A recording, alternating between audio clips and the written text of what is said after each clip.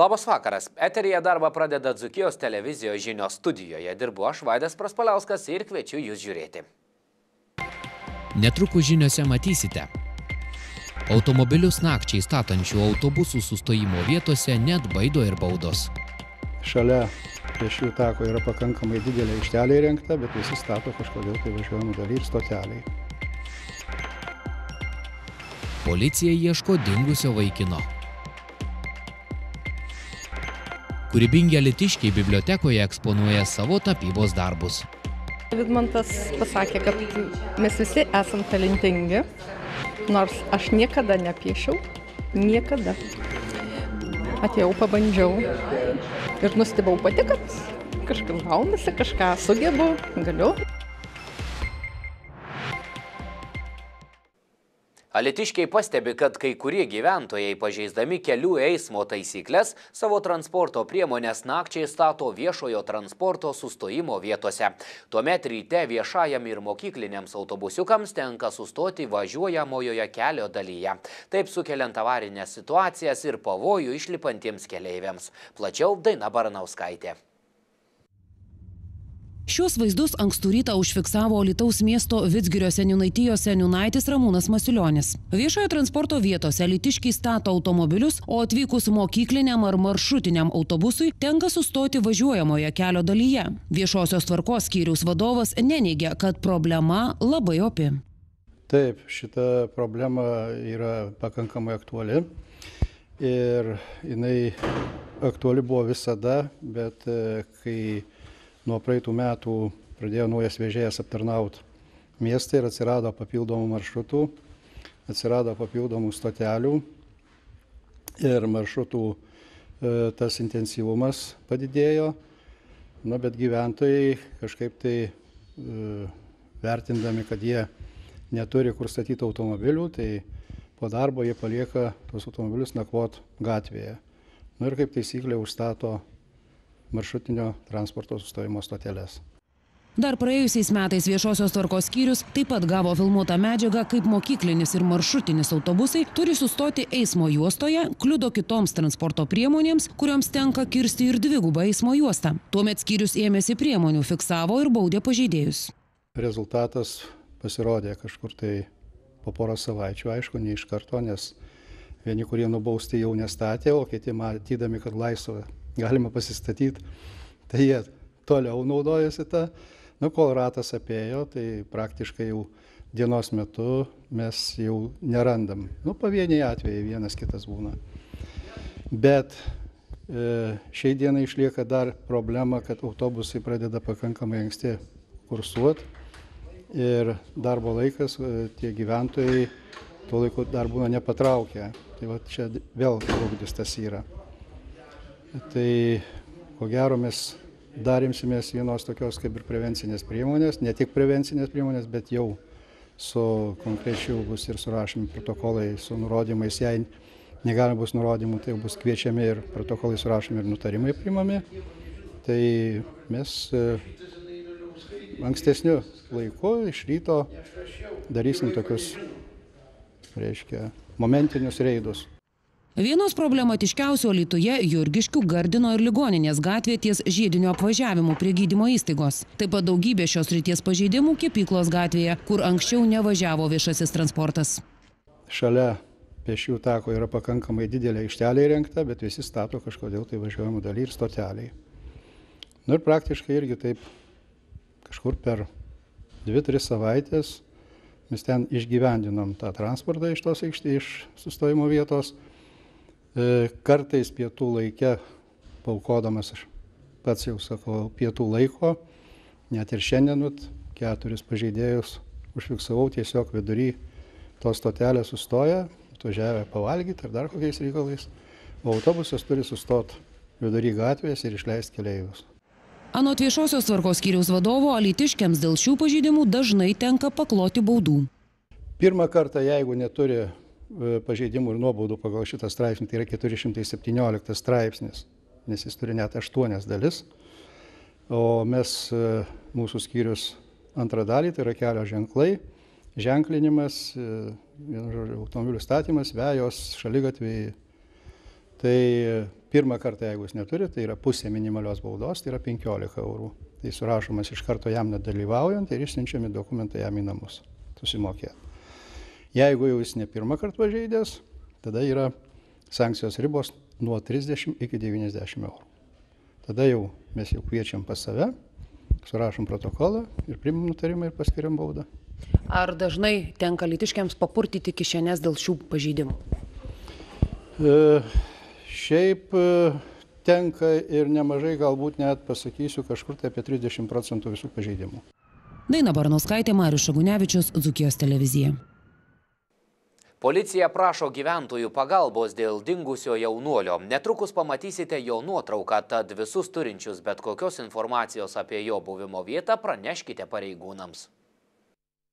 Varėnos rajono policijos komisariato pareigūnai ieško 19 metų Edvino Jančiausko, kuris išėjo iš sodybos esančios Varėnos rajone Merkinės seniūnijoje Laukininkėlių kaime ir iki šiol negrįžo. Jančiauskas yra 1,90 cm ūgio, stambaus kūno sudėjimo, šviesių plaukų. Vaikinas dėvėjo mėlynus džinsus, mėlynus marškinėlius ir mėlyną ploną striukę. Vykdant paiešką buvo pasitelktas kinologas su šunimi. Apie 20 pareigūnų apžiūrėjo apylinkės, vėliau buvo pakeltas sraigtasparnis. Tačiau surasti ieškomo asmens nepavyko. Paiešką vykdo ir priešgaisrinės gelbėjimo tarnybos narai. Gyventojus, ką nors žinančius apie vaikino buvimo vietą ar jį mačiusius, prašome informuoti pareigūnus bendruoju pagalbos telefonu 112.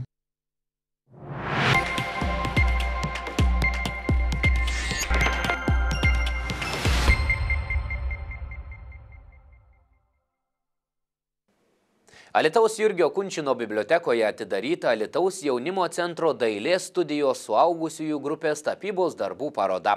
Jungtinėje parodoje net 18 autorių tapybos darbai. Parodos atidarymo akimirkos netrukus reportaže.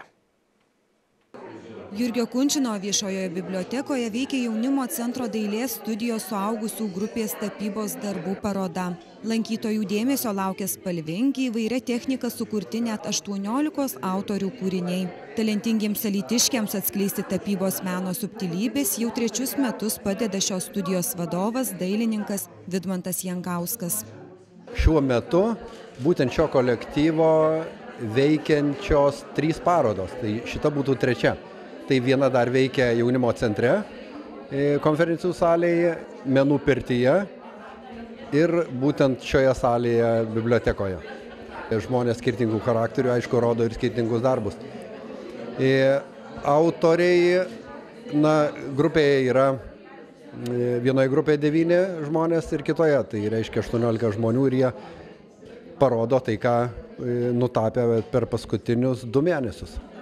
Tai reiškia, pagal programą mes turim išmokti technikas, išmokti tam tikrus stilius, žanrus, ir būtent parodyti laikas nuo laiko, parodyti, ką jie sugeba.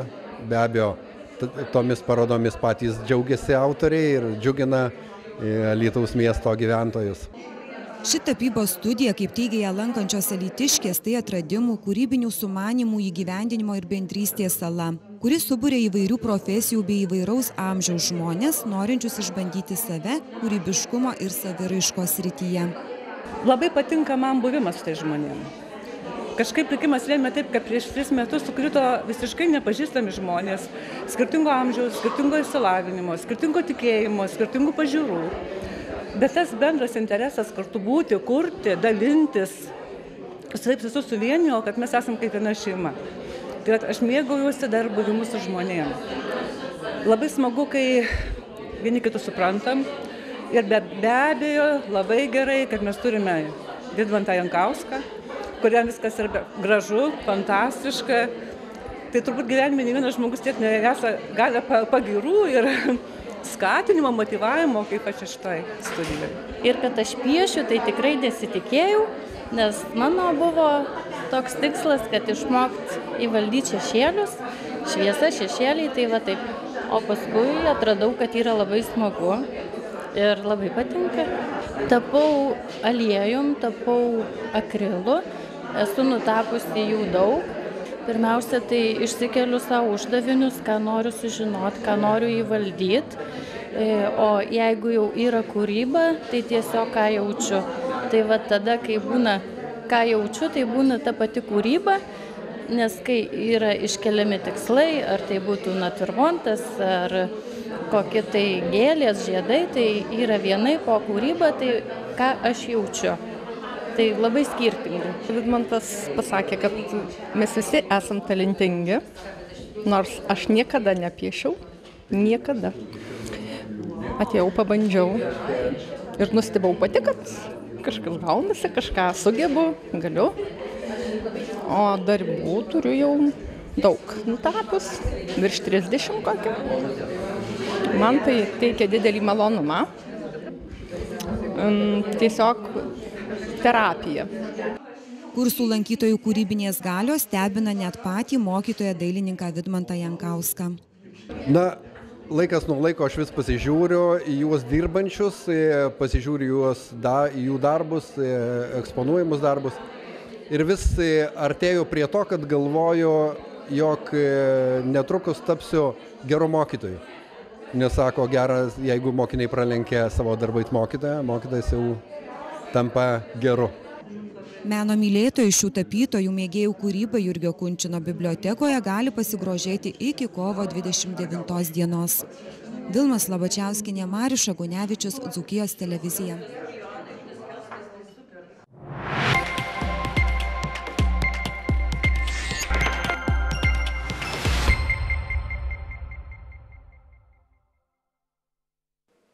Kolega Marius Šagunevičius jau pasiruošęs apžvelgti kriminalinius įvykius.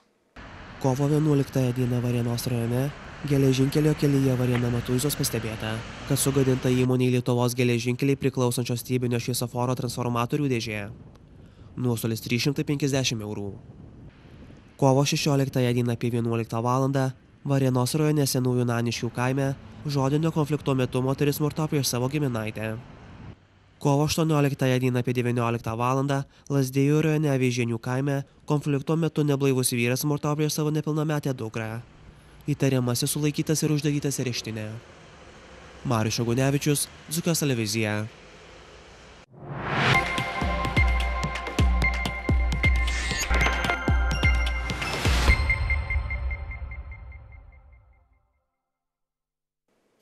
Saulės mieste Šiauliuose sužaistos paskutinės reguliaraus Lietuvos rankinio lygos sezono varžybos tarp Šiaulių SM Dubysos ir Alytaus Varsos Stronglaso.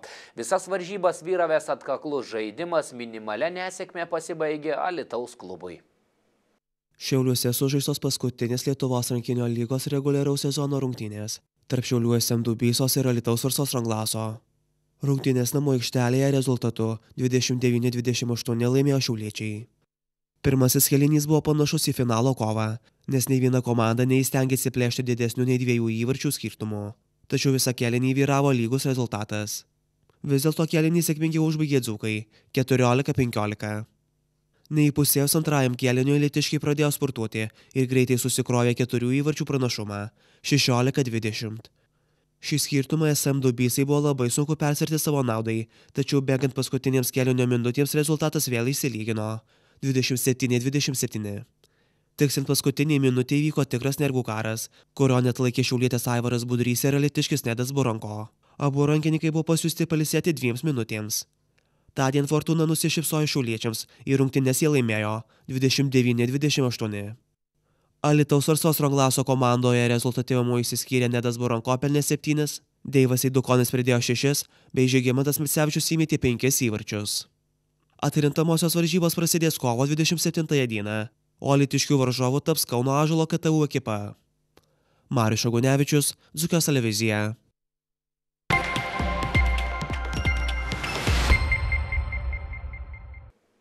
Tiek žinių šį antradienio vakarą. Dėkoju, kad žiūrėjote. Netrukus orų prognozė. Na, o iškart po žinių nepraleiskite laidos Laisvės keliu. Joje apie šviesios atminties partizaną Juozą Janulevičių sapną. Nepraleiskite.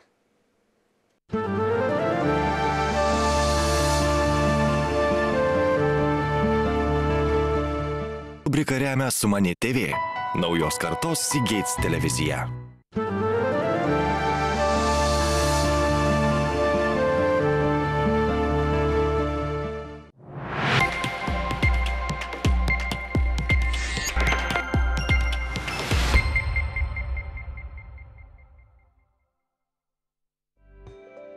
Trečiadienio naktį su nedideliais krituliais, šlapdriba ir sniegu susidurs rytiniai šalies regionai. Kitur dangus giedrės, vėjas rims. Trečiadienio dieną vakarinius ir šiaurinius rajonus pasieks nauja kritulių juosta. Iš debesų daugiausia kris lietaus lašai, bet kai kur gali dar įsimaišyti ir kelios snaigės. Vėjui krypstant vėl iš pietvakarių sulauksime šiltesnių orų bangos. Artimiausią naktį Alytuje ir Kaune numatomas 1 laipsnio šaltukas, Vilniuje apie 0, Klaipėdoje 2 laipsniai šilumos. Trečiadienio dieną Alytuje ir Kaune iki 7, Vilniuje 6, Klaipėdoje iki 5 laipsnių šilumos.